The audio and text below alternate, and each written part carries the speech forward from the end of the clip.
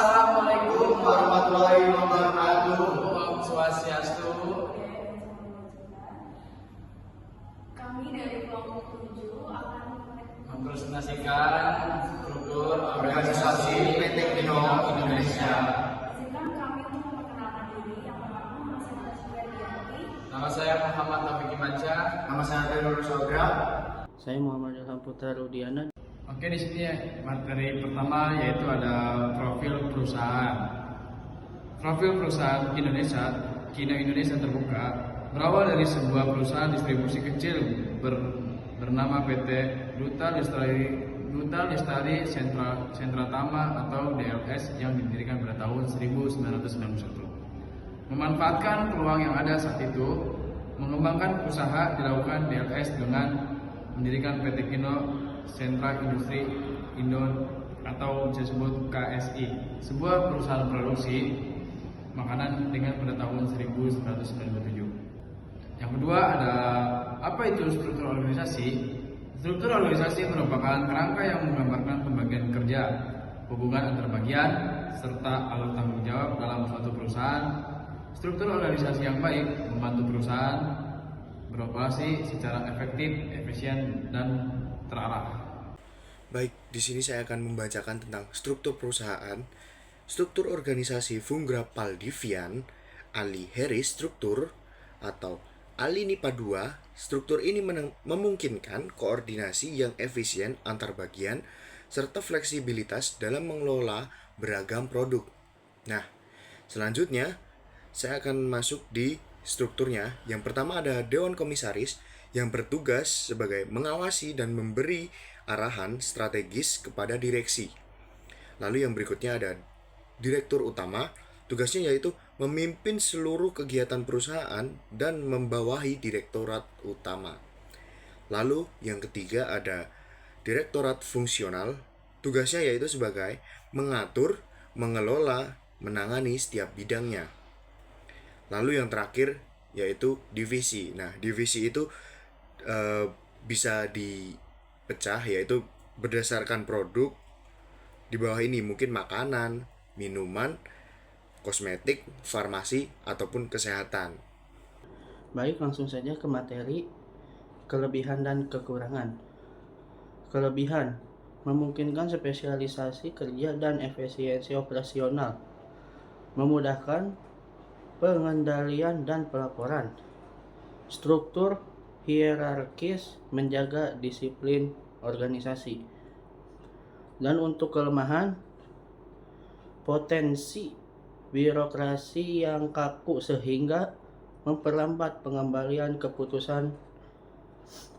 Terus kekurangannya, fleksibilitas terhadap perusahaan pasang yang cepat. Gaya kepemimpinan dalam struktur perusahaan.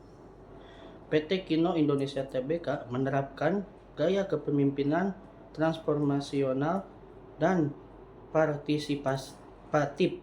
Pemimpinan berperan sebagai motivator yang menginspirasi karyawan melalui visi dan tujuan perusahaan, sekaligus melibatkan mereka dalam proses pengambilan keputusan. Dan untuk dampaknya adalah meningkatkan semangat kerja, loyalitas, serta produktivitas karyawan.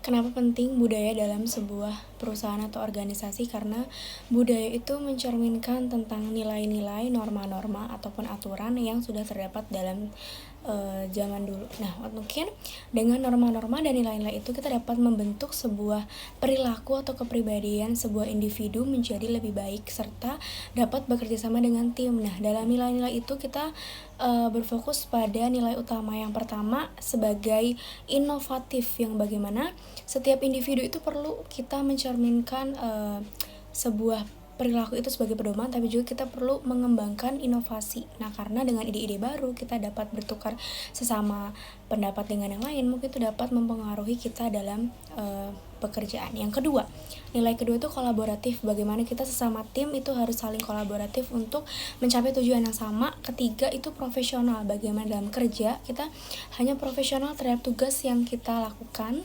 serta juga kita dapat bekerja sama secara tim juga dengan secara profesional dan dapat menyelesaikan tugas dengan baik. Ya, lalu serta berorientasi terhadap pelanggan, yang bagaimana kita sebagai individu yang harus bekerja sama dengan tim, tapi juga kita harus dekat terhadap pelanggan karena untuk memenuhi setiap kebutuhan dan konsumen serta memberikan loyalitas.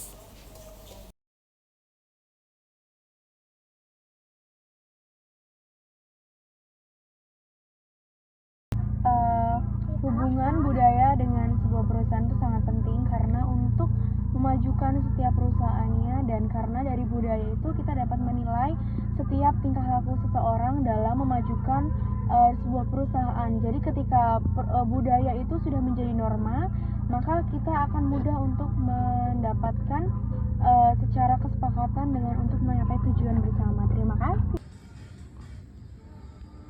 Baik, di sini saya akan menjawab pertanyaan dari Naswa. Bagaimana peran seseorang direktorat fungsional dalam memajukan kinerja sebuah perusahaan? Jawabannya itu bertanggung jawab untuk mengawasi dan mengelola operasi sehari-hari di bidang spesifik mereka, atau misalnya keuangan, operasional, SDM, dan pemasaran, serta memastikan fungsi-fungsi tersebut berjalan secara efisien dan selaras dengan tujuan strategis perusahaan secara.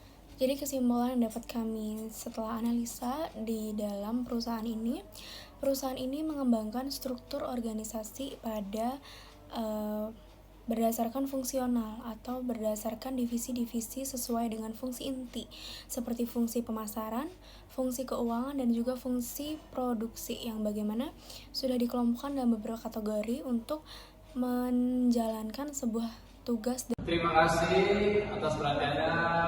Apabila ada salah kata, mohon dimaafkan. Assalamualaikum warahmatullahi wabarakatuh.